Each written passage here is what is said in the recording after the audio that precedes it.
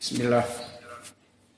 Alhamdulillah wassalatu wassalamu ala Rasulillah wa ala alihi wa sahbihi wa man walah.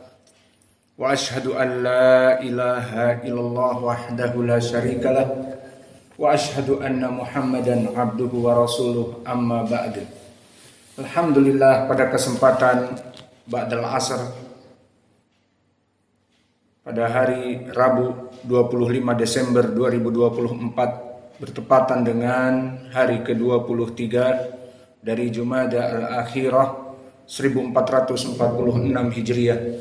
Kita lanjutkan kajian di Fakultas Ilmil Hadis dalam pembahasan ilmu rijal tentang pembahasan menghukumi rawi dari kitab Tahdhibut Tahdhib dan Taqribut Tahdhib. Yang keduanya ditulis oleh Syekhul Islam Ibnu Hajar rahimahullah. Maka kita masuk kepada tarjimah Ahmad bin Sa'id ibni Ibrahim Ar-Ribati Abu Abdillah Al-Marwazi Al-Ashqar Nazil Naisabur. Maka dia termasuk dari rijal kha mim dal ta sin, maknanya dari rijal Imam Al-Bukhari, Muslim, Abi Dawud, At-Tirmidzi, An-Nasa'i, kecuali satu Ibnu Majah, maka tidak termasuk dari gurunya. Maka dia meriwayatkan dari rawaan, maknanya guru-gurunya.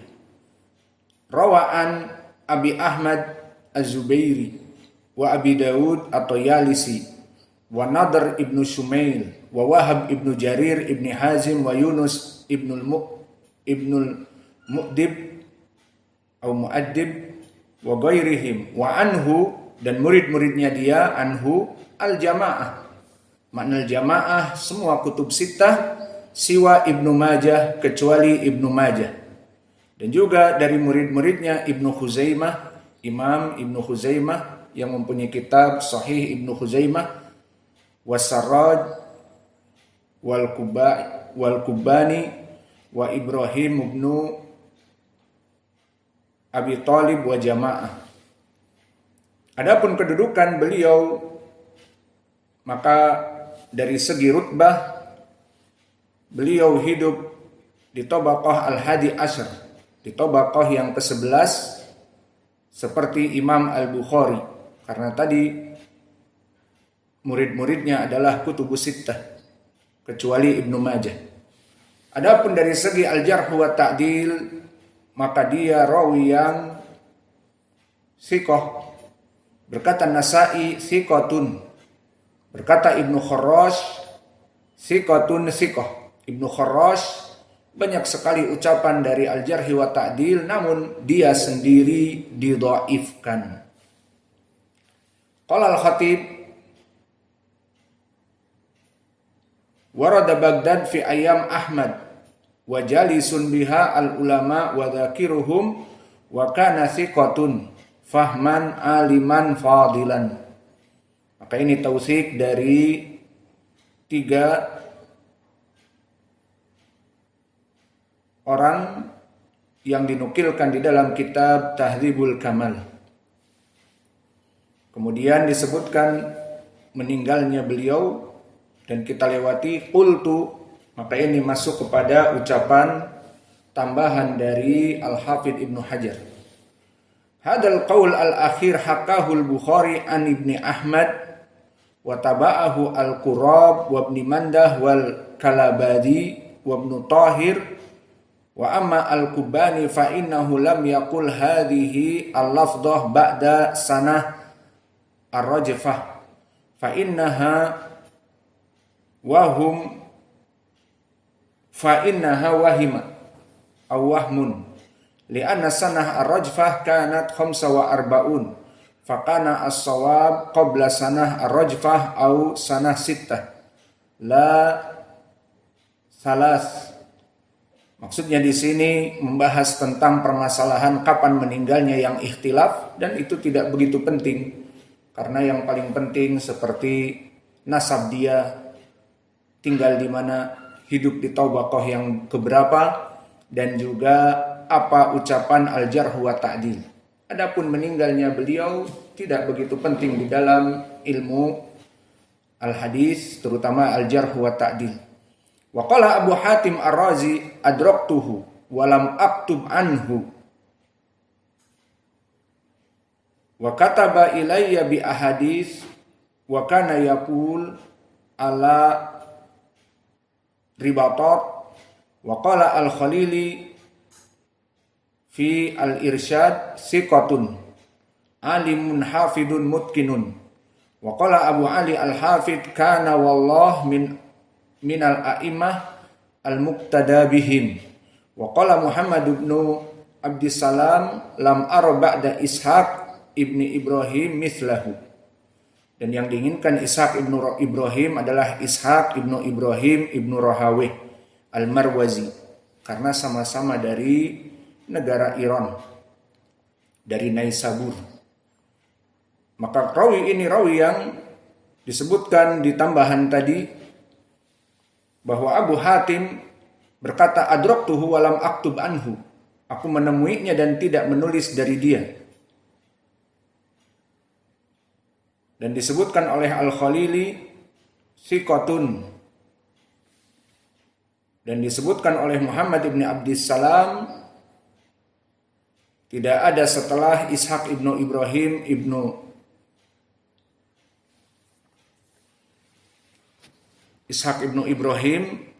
kecuali seperti dia itu tidak ada.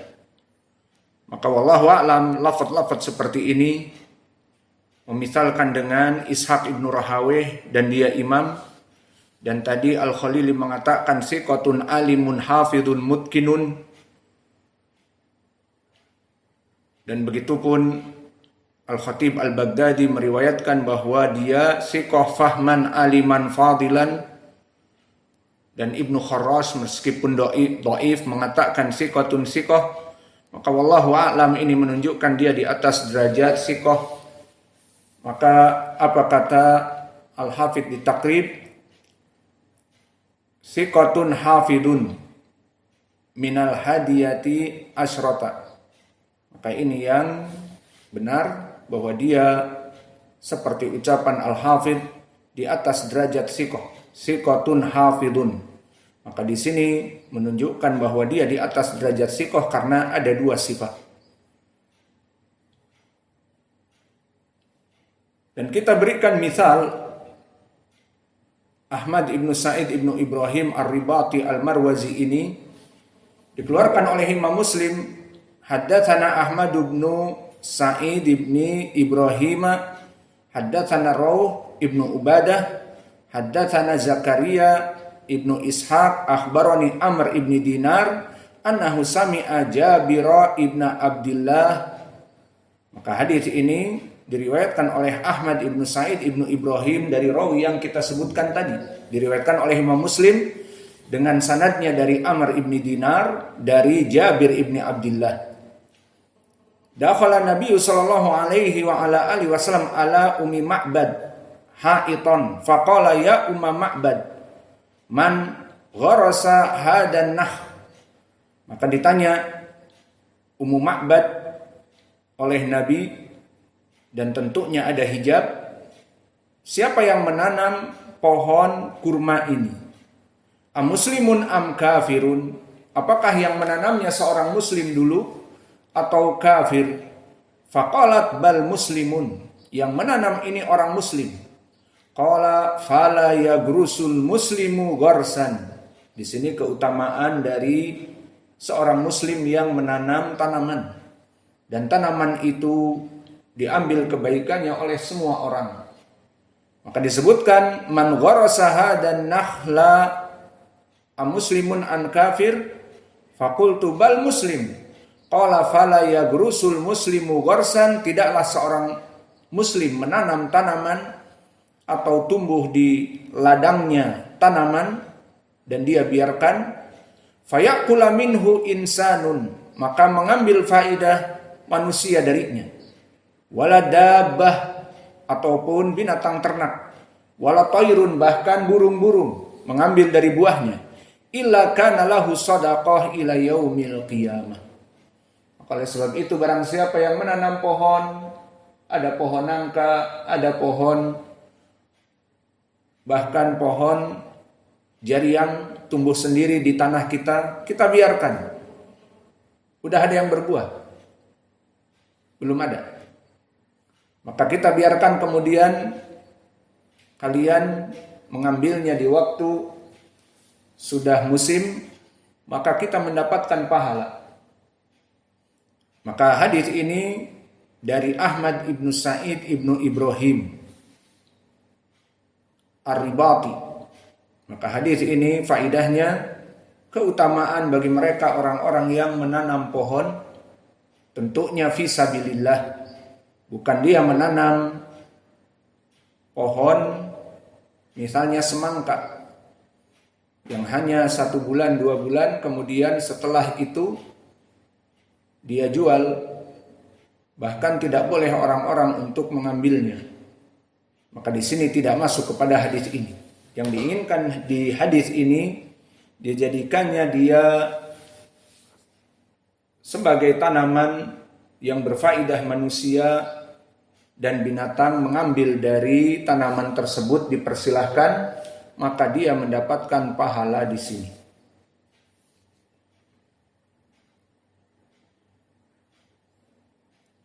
Dan sekarang kita berpindah kepada Ahmad ibnu Sa'id ibni Bishr ibni Ubaidillah al-Hamdani Abu Ja'far al-Misri. Maka dia diriwayatkan oleh Imam Abi Daud saja. Maka Abu Ja'far al-Misri rawa an ibni Wahbin wa Syafi'i wa Asbag ibn al-Fard wa Bishr ibn Bukair wa ghairihim.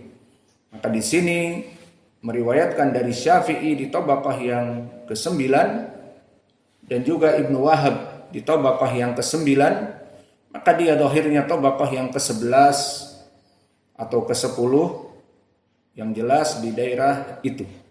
Rawa anhu, maka muridnya Abu Daud, dan Abu Daud meriwayatkan di dalam sunannya. Wa dzakara sahibu an-Nabl an-Nasa'i rawa aidan anhu. Maka Nasai pun katanya meriwayatkan dari dia. Wal Bujairi wa Ibnu Abi Daud wa Fadlaq Ar-Razi wa Abu Tib Ar-Rus'ani wa Muhammad ibn Rabi' ibn Sulaiman wa ghairihim. Qala Nasai laisa bil qawi law raja'a an hadis Bukair ibn al-Ashad fil ghar la hadastu anhu. Wa dzakara Abdul Ghani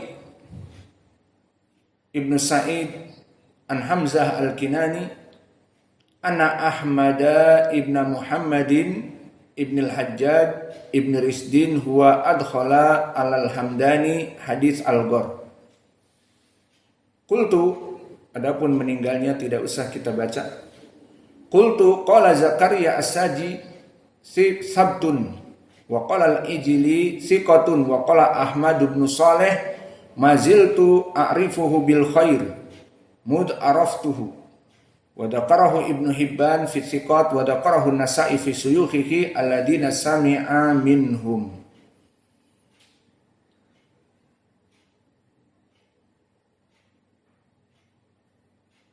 Maka tadi kita dapati bahwa dia didhaifkan oleh An-Nasa'i.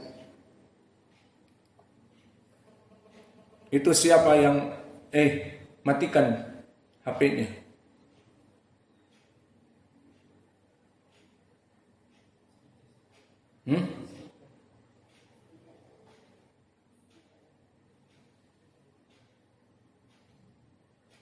Kemudian disikohkan oleh As-Saji sabtun wa qala al-Ijli sikoh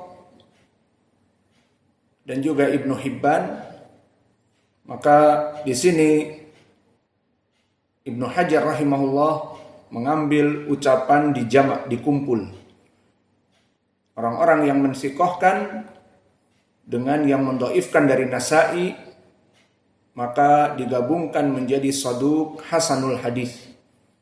Maka berkata Al-Hafidh Ibnu Hajar mengatakan bahwa Abu Ja'far Al-Misri Ahmad bin Sa'id Ibnu Bashir saduq minal hadiyati asrota. Maka ini yang benar wallahu a'lam seperti diucapkan Al-Hafidh Ibnu Hajar. Maka rawi ini saduq. Dari mana? Dari menjamak ucapan yang mengatakan thiqah dan yang mengatakan dhaif. An-Nasa'i yang mendoifkan. Maka kita masuk kepada rawi yang terakhir. Ahmad bin Sa'id ibn Sakhrin Ad-Darimi Abu Ja'far As-Sarkhasi.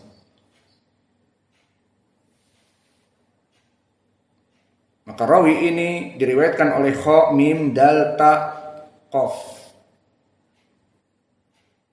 Maka dia diriwayatkan oleh Al-Jamaah, Al-Bukhari, Muslim, Abu Daud, At-Tirmidzi dan Ibnu Majah. Maka Ahmad ibnu Sa'id ibnu Sakhr Ad-Darimi As-Sarkhasi An-Naisaburi, perlu diperhatikan dia bukan dari Imam Ad-Darimi yang indahu kitab Sunan Ad-Darimi dan tafsir Ad-Darimi. Bukan itu. Karena Sunan Ad-Darimi ditulis bukan oleh rawi Ahmad di sini, tetapi oleh Abdullah ibnu Abdurrahman As-Samarqandi Ad-Darimi. Namun rawi di sini Ahmad ibn Sa'id ibn Sakhr Ad-Darimi, maka dia meskipun imam namun bukan penulis kitab Imam Ad-Darimi. Rawa anin Nadr ibnu Shibl wa Abi Amir al-Aqdi wa Ali ibn al-Husain al-Marwazi wa Uthman ibn Umar wa Abi Asim wa Yahya ibn Abi Bukair wa ghairihim. Rawa anhu jama'ah siwan Nasa'i. Maka kutubus sittah menulis rawi ini ataupun memasukkan kepada kutub-kutubnya rawi ini. Dan dari muridnya juga Al-Fallas dan Abu Musa wa huma akbar minhu, dan keduanya di sini murid tetapi usianya lebih tua dari Ahmad Ad-Darimi ini. Dan muridnya juga Wahab ibnu Jarir, dan termasuk dari syekhnya, dan Zakaria As-Sajzi wa Abu Awanah wa ibnu Abi Dunya wa Ibrahim ibni Abi Talib wa Utsman ibni Harzad wa Jama'ah. Qala Ahmad, maka dari sini dulu menunjukkan bahwa dia hidup di tabaqah yang ke-11 karena murid-muridnya kutubus sittah. Kutubus sittah kebanyakan tabaqah yang 12, kecuali Al-Bukhari di tabaqah yang ke-11. Berkata Imam Ahmad, qala Ahmad ma qadama ila Khurasan afqah badanan minhu wa adamahu Hajjaj Asy-Syair. Maka berkata Ahmad, tidaklah datang dari Khurasan, makna Khurasan negeri Iran sekarang, yang lebih faqih daripada dia dan diagungkan oleh Hajjaj Asy-Syair. Dan berkata Yahya ibnu Zakaria An-Naisaburi kana thiqah jalilan. Wa qala Ahmad ibn Muhammad ibn Sa'id ibn Uqdah uqaddimuhu at-Tahiriyah harrah wa kana ahadu hufadil hadis al-mutqin al-thiqah al-alim bil hadis biruwati taula qada Sarkhas. Thumma insarafa ila Naisabur ila an mata biha sanah mi'atin ba'da 53 wa qala Ibnu Hibban kana thiqatun sabtan sahibu hadis yahfadu wa kataba ilaihi Ahmad ibnu Hanbal libni Ja'far akramahullahu min Ahmad ibn Hanbal. Maka dari sini kita mengetahui bahwa dia dalam keadaan di atas derajat thiqah. Qultu, di sini ucapan Al-Hafidh, dzakara Abu Ali Al-Jayyani fi Suyuh Ibn Al-Jarud anna Nasa'i rawa anhu wa baqiyatu kalam Ibn Hibban mata sanah mi'atan ba'da khamsa wa sittun au qablaha au ba'daha biqalil. Ini ucapan kematian tidak begitu penting. Yang jelas dia di sini disebutkan oleh Imam Ahmad di mana dia afqah badanan minhu dan dipuji dan didahulukan oleh Imam Ahmad, dan juga Ahmad ibnu Muhammad ibnu Sa'id ibnu Uqdah sangat memuliakannya, dikatakan ahaduhu fadil hadis al-mutqin as-siqah. Dan begitupun Ibnu Hibban yang mutasahil namun dia meriwayatkan dengan ucapan siqatun sabtan. Maka ini dengan lafaz seperti ini menunjukkan bahwa dia memang memberikan pujian yang benar, bukan seperti rawi-rawi yang majhul dimasukkan kepada kitabnya as-siqat, tidak seperti itu. Maka untuk misal periwayatan rawi ini diriwayatkan oleh Imam Muslim, haddatsani Ahmad bin Sa'id bin Sohrin ad-Darimi, haddatsana Habban ibnu Hilal, haddatsana Wuhaib, haddatsana Abdullah ibnu Tawus an abihi, siapa Tawus, an Ibni Abbas, anna Nabiya sallallahu alaihi wasallam ihtajama wa aqtal hajjama ajrahu. Maka di dalam hadis ini dari Ibni Abbas dari jalan Ahmad bin Sa'id ibnu Sohr ad-Darimi. Dan hadis ini diriwayatkan oleh Imam Muslim sahih bahwa Nabi dulu berbekam dan Nabi memberikan jasa aqtal hajjam ajrahu. Nabi memberikan jasa untuk orang yang membekamnya. Maka di sini menjadi pendalilan pertama bahwa berbekam adalah sunnah Nabi dari perbuatannya. Nabi melaksanakan. Dan di dalam hadis yang muttafaqun alaih dari Anas, fa inna afdhala ma tadawaitum bihi al-hijamah. Hadis Anas yang muttafaqun alaih, sebaik-baiknya pengobatan adalah berbekam. Maka telah kita lewati di pelajaran kita Al-Akhbar As-Sahihah fil Hijamah, dan juga dalam permasalahan ini Nabi dulu memberikan jasa untuk orang yang berbekam ini, diriwayatkan dengan demikian dan demikian makanan. Yang jelas baik uang, baik makanan, maka boleh membayar orang yang membekam kita. Maka mengambil uang dari bekam, akhadul mal minal hijamah laisa biharam. Wa kana Rasulullah aqtal hajjam ajrahu, memberikan kepada orang yang dibekam dari jasanya. Maka jika berbekam hukumnya haram, maka Nabi tidak akan memberikan jasa orang yang membekamnya. Maka di sini menjadi pendalilan bahwa usaha berbekam adalah halal. Walaupun di sana ada hadis yang mengatakan kasbul, atau disebutkan seburuk-buruknya al-kasb al-hajjam, bahwa seburuk-buruknya syarru al-kasbi al-hajjam, seburuk-buruknya dari uang ataupun jasa yang diambil adalah jasa orang yang berbekam, yang membekam. Maka di sini tidak menunjukkan fi hukmihi haram, walakin ihtimal bi annahu istaghal fi damal fasid, seperti menoreh dari kulit kemudian keluar darah, kemudian darah itu dibuang, kemudian ditiup lagi. Kalau zaman dulu ditiup. Zaman sekarang alhamdulillah ada alat. Maka dinamakan di dalam hadis kasbul hajjam khobis, bahwa mencari uang dengan membekam adalah khobis. Maka di sini tidak maknanya haram, tetapi maknanya sangat menjijikkan ataupun beresiko. Itu maksudnya. Adapun tentang makna lafadz khobis kemudian haram, maka tidak. Karena Nabi a'tal hajjama ajrohu. Maka dari hadis ini kita gabungkan kasbul hajjam khobis, bahwa mengambil uang dari berbekam itu khobis, buruk.